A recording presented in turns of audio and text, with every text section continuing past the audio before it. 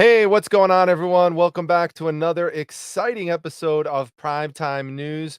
We've got some eBay updates. If your sales are slow, there's some inside information revealed in terms of what types of things are selling best. We've got some updates on FedEx, USPS, and our usual wild and crazy stuff. But we're going to start off with the lead story: kidnapped outside of Goodwill. Now, this story takes us to Atlanta. A woman got out of her vehicle at 8:45 in the morning outside of a Goodwill. And then when she got out, a man got into the car and drove off with her 9-year-old child. Now, I don't want to point fingers here at the woman because I don't know the details of exactly what happened beyond that. So I'm not sure if she left the kid in the car and then walked into the Goodwill, or if it was more of a carjacking type of thing, or she didn't really have much of a chance to react. And as soon as she opened the door, the guy just, threw her to the side and got into the car and drove off with it. And maybe he did or didn't know that the kid was in the back of the car. I'm not sure. We don't know those details right now. But the point is that this did happen. And let me take you into the chase, and then we'll talk a little bit more about this afterwards. Northbound towards Oak Street. GSP is behind him. They're on Peoples Street, southwest, approaching Oak Street. As the officer chases the vehicle with the kid inside, Georgia State Patrol makes a pit maneuver and the vehicle crashes. GSP pit. GSP pit. With gun drawn, the officer moves in for the arrest. Show me your hands. Get the out the car. Get the in the door. Please don't go. Don't beat me up, man. Listen. I didn't have it. I seen you, man. What about the child? Officers found him safe. He wanted to know about his mom. My mom called you. Thank goodness that the child is okay. Now, it's true, this story could have happened outside of any store. It could have happened outside of a thrift store. It could have happened outside of a school. But it did happen outside of a Goodwill. And I pointed out because even before I have been doing the primetime news, I've been following reselling related news for many, many years. I'm reporting on it in my Facebook group, the Reselling Resource Center. And I would come across stories like this all the time in thrift stores across the country, not just someone stealing a vehicle with a child in it or stealing a vehicle, but child abductions from the thrift store and all sorts of other crimes happening there. Now, why is that? Well, one of the reasons that it happens is because sometimes people know who are, if they are out there looking for children, they do know that there are a lot of people who tend to leave their children unattended in thrift stores, so they are easy prey. So make sure, whether you're outside the thrift store or you are inside the thrift store, that you are paying attention to your child. It might be tempting. Again, we don't know what happened in this instance, but just hypothetically, it might be tempting to just park your car really quick and run into the thrift store or any store, and you just think, "Oh, I'll just leave my child out there for a moment and he or she'll be safe."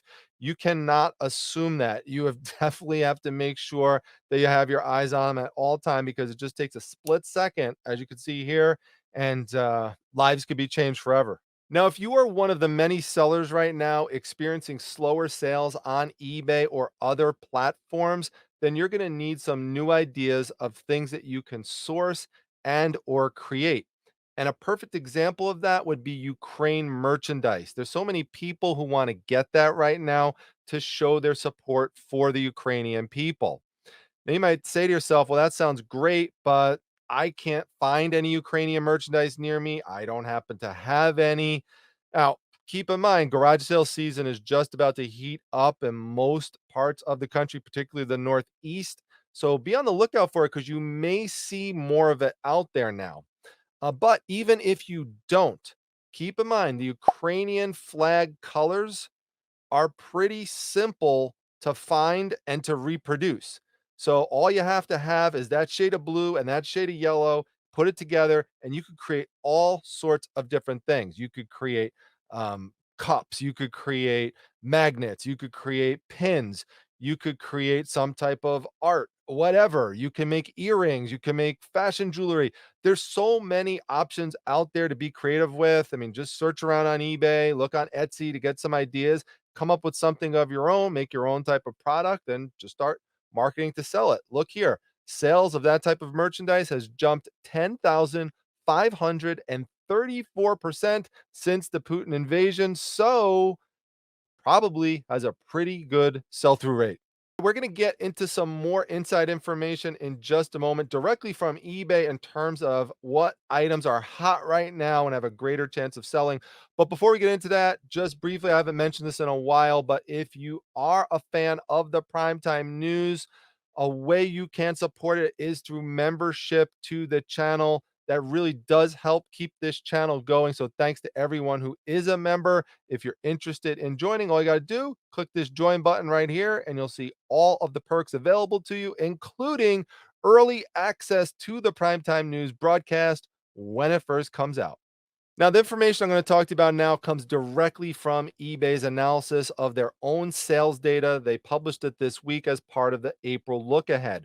One of the categories they talked about were auto parts. There's a significant supply crunch on auto parts. If you've gone to an auto dealer over the past year or two, you've probably noticed that they've had a significant difficulty getting in the parts that they need. So it's not just the average person at home who's looking for these types of parts, but actual shops are going on eBay trying to find these types of items. So when you're outsourcing, if you happen to come across auto parts, you should look into picking them up, even if it's not a category that you normally deal with. This is the time to start trying to expand into another area like this. So why not try to expand into something where you know there is a big demand?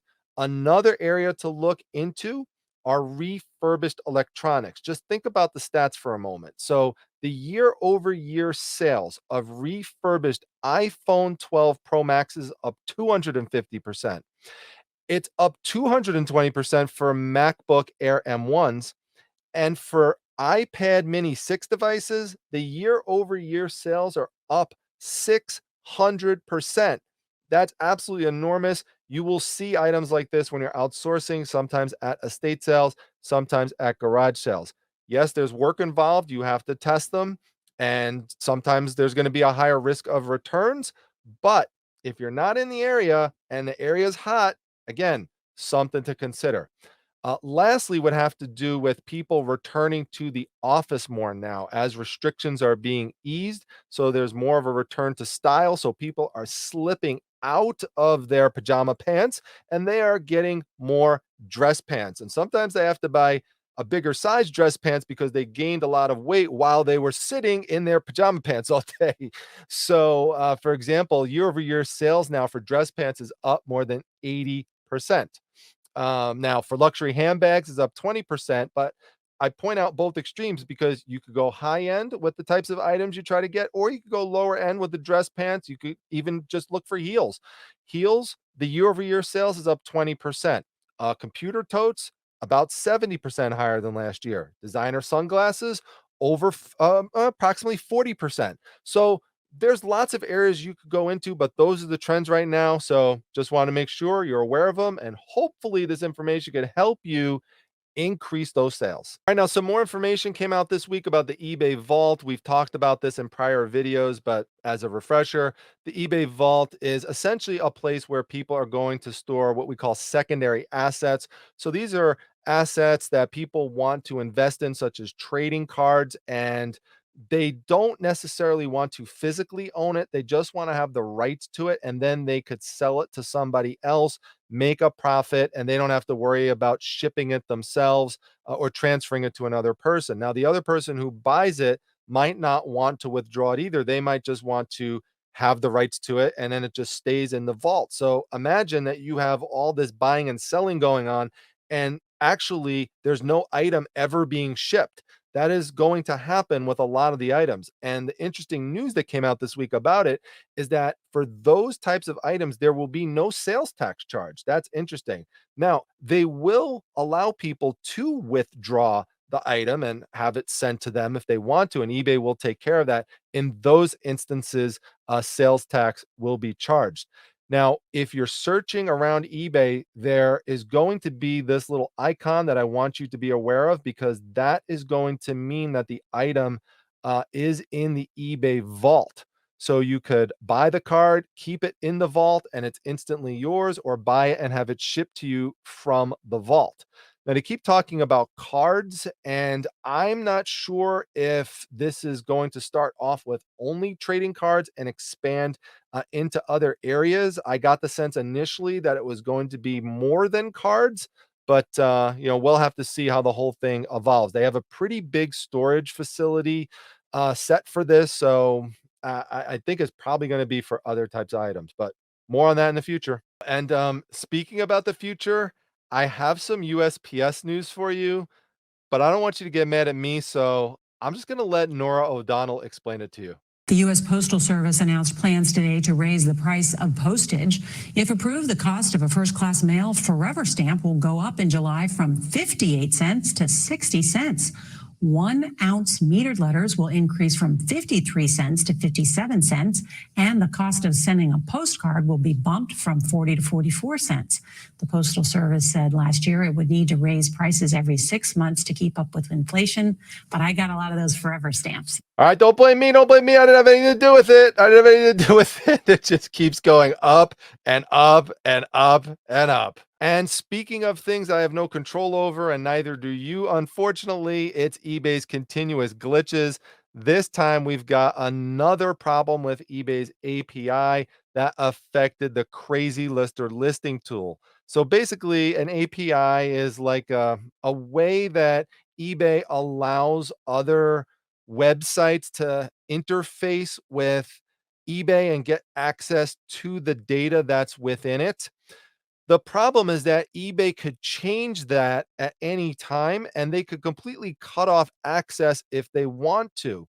So if you're using a third party program that relies on access to that API, that whole service could be completely inoperable or significantly dysfunctional if eBay makes changes. And eBay is currently making changes to their listing form. And that could be the reason why this problem is happening here, where people using Crazy Lister were unable to publish listings, apply templates, revise listings, and to connect and remove eBay accounts. Pretty important things you need to do if you're using Crazy Lister. And the worst part is that the message from Crazy Lister said, our team is in communication with eBay for a resolution, yet at this time we do not have an ETA.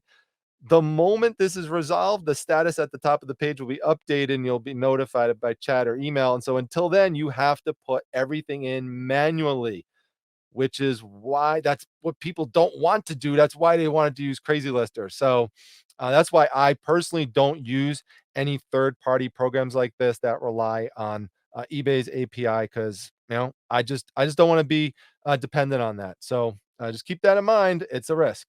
Now, FedEx made a really strange decision this week to cut the base pay of their inside sales staff by $12,600. They also decided to cut the entry requirement down from a college education to a high school education. Not that that's bad in and of itself, but the reason they likely did that is so they had people there who would be more accepting of a lower base salary. Now, this is likely going to be something that comes back to bite FedEx and actually wind up costing them more money. And here's why. The people who they're really targeting with this base cut in the salary are the inside sales staff that help to service the small and medium sized businesses, some of which many of you may be involved in who are watching this right now. Now, if you are like a really big, massive business, then you get sent to a completely different type of FedEx employee to help you, called a field officer. But outside of that, it's these inside sales reps. And the way that things are structured for them based on their salary is that they make more money based on companies, small, medium-sized companies that are growing, and they try to push them to get to that point to support them so they could get over to those field office staff. Now, if it's a company that is static in terms of what their shipping needs are, or if they're just not growing as much, maybe they're even going down a little bit, they're having an off year, guess what? Those FedEx employees, they're not going to be motivated, especially now, to try to help out that group because they need to make up that base salary. So, what's going to happen with those customers who are upset that they're not getting good service through FedEx? Where are they going to go? Especially in the private sector, they're going to go to UPS, and UPS is focused on that group like a laser. So, we will see what happens, and I'll update you as needed. All right, now one of the things we've talked about a lot on the primetime news is retail theft and people stealing items and putting them on e-commerce sites for sale. Places like Facebook Marketplace, eBay, Amazon, that sort of thing. Since the US Congress has not been able to come up with any federal laws to address this, the states are taking it on themselves. So far, Arkansas, Colorado, and most recently this week, Ohio has enacted a law to deal with this, and it's coming likely in other states, including my own state of New York. And what you need to be aware of has to do with your own privacy as a seller. What is happening? This is going to affect most sellers watching this because, at least what Ohio, you got to look at how each state defines a high volume seller, which is who they're most concerned about in terms of people maybe being at risk of conducting fraudulent sales that they want to keep an eye on more. High volume sellers for Ohio would be anyone who sells at least $5,000 worth of items within 2 years. That's pretty easy to reach in terms of a threshold. So, what happens then? Well, according to the law, you have to share your banking and identification information with the e commerce sites that you sell on to keep, as what they say, professional thieves from making a fast dollar. So to monitor things more closely. But you already do that, right? For most sites, you already do that. So what's the change? And they don't even really talk about what the real change is in this article is that they're trying to make the information about the sellers more transparent to the buyers. And so what that means is that some of your identification information, such as your email address, your phone number, your personal address, that's all going to be publicly posted so buyers could then contact you. So if you're uncomfortable with buyers knowing your email address and buyers knowing your phone number, if you're using your personal phone number for business, or if you're using your home address, then you're going to want to get a business line and you're going to want to get maybe a PO box or something. So that's what gets listed instead of your personal information. You may even want to, make sure you're sharing like a business email, not using your personal email. I know a lot of people watching this do use their personal information. So keep in mind, this is going to go to a lot more states, likely the one that you are in. So be on the lookout. All right, now if there's ever a multi-million dollar comic book sale, I'm going to cover that here on the channel, and I'm very excited to see that Captain America #1 in near mint condition just sold at Heritage Auctions for $3.1 million, joining the ranks of Superman at Action Comics #1 and Spider-Man Amazing Fantasy 15. It was his first appearance of comic books that sold for $3 million and above at auction. It's just amazing. Captain America #1 is just such a classic. The cover is incredible. It came out in 1941, 9 months before the United States entered World War II. Two Jewish people created it, Jack Kirby and Joe Simon. And, it was just their way of responding to the Nazi movement and authoritarianism, to see Captain America, who represented the United States of America and freedom, just knocking out Adolf Hitler. I mean, blatantly Adolf Hitler, not some symbol of Adolf Hitler. It was really him, knocked him out on the cover, and people were just rallying behind that. And it was something that was smart because marketing wise, it helped bring a lot of people into comic books who wanted to hold on and read it and get into it and be patriotic and that kind of thing. So amazing to see. I think the movies with Avengers have certainly helped with improving Captain America's popularity. Those movies did well at the box office. But in addition to that, especially the time we're living in now, anything that shows freedom, overtaking authoritarianism is going to be really popular. So this is why I love investing in comic books. There's so much history in it, and it just also just lots of great investments there. So this is a fascinating story that has to do with these Montreal brothers who were able to score a pair of these Nike Air Foamposite 1 Galaxies back in 2012. So we're talking about 10 years ago now. And what happened is they had a listing for them on eBay and they sold in a 3-day auction for $98,000. So what did eBay do? eBay canceled the sale. You're probably thinking to yourself, why would eBay do that? Because they would make commission off of the sale. They'd make a percentage. Well, basically, eBay said they were trying to protect consumers. What does that mean, right? We're going to get into that because I think there's some important lessons to be learned from that aspect of it, but some other things about the case. So, what happened is that these brothers decided to sue eBay, and guess what? They won. They beat eBay in court, and it was determined by the court that eBay incorrectly canceled the sale and unjustly canceled the sale and ordered eBay to pay them $86,700. Well, you could probably guess what eBay did. They appealed the decision, so brothers don't get anything during the course of the appeal. And what happened? eBay won the appeal. So they never wound up getting their money. Now, I'm going to tell you why eBay won the appeal in a moment. But the interesting thing is that these brothers are not giving up. And so what they decided to do is they have created an NFT, which is a non fungible token, which is a fancy way of saying they created a digital version of the sneaker and they're going to auction off this digital version of the sneaker. And whoever wins the digital version of the sneaker is also going to get the physical version of the sneaker. So we'll see how much those eventually go for.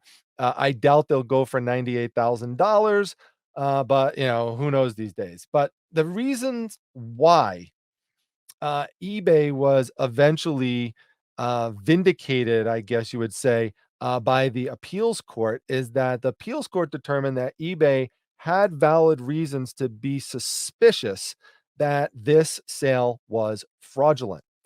One of the reasons is that they actually didn't have a physical form of the shoes in hand when they put the listing up. And the way eBay knew that or had an idea of that is that they just used generic photos of the sneakers, not ones proving that they actually had it. So that was suspicious to them. Now, they actually did eventually get the sneakers, but by putting up that generic photo and they didn't have them physically in hand, that caused a problem. Number two is that they used a 3-day auction, especially if you're new to eBay, and that's another problem is they had never sold on eBay before. So if you're brand new to eBay, never used it before, or barely used it, and you put something up for a 3-day auction and it sells for a crazy price, eBay is going to be really suspicious that that's fraudulent because their data shows, according to them, that 3-day auctions are the most suspicious ones for fraud and the most likely for fraud because that's the lowest time frame you could use. So for thieves, they get their money faster and there's less of a chance of it getting detected. The other problem is that the bid for the sneakers was way out of whack for what the market value was for them at the time, which was around $2,000. So it didn't make sense to really anyone in the sneaker community why someone would have tried to pay $98,000 for them. So all those things, you can understand now why the appeals court was suspicious and said, "Yeah, eBay, you probably had a right to cancel that one." So that's the story. And in our inspirational story of the week, it just goes to show you that you never know what you're going to find when you look for stuff on eBay because there are people who are posting things and they don't know the monetary and or historical value of the items that they have. This is a great example. Came from eBay France, from a guy who was trying to build a house and he was short on funds. And so he's trying to think of ways to get some more money. And he says to himself, "Oh, yeah, I forgot I inherited my grandfather's coin collection. And so he goes through it and he finds this coin right here and he posts it for sale on eBay. And there's some people who work in museums who scour these sites regularly to look for stuff. And one of the guys is looking at it and he says, hey, boss, I think we might have a rare coin here of Charles the Great, also known as Charlemagne. And this is a type of coin known as a denarius. And there are not many denarius that have Charles the Great on it. In fact, most just would like say his name, but not have an image of him.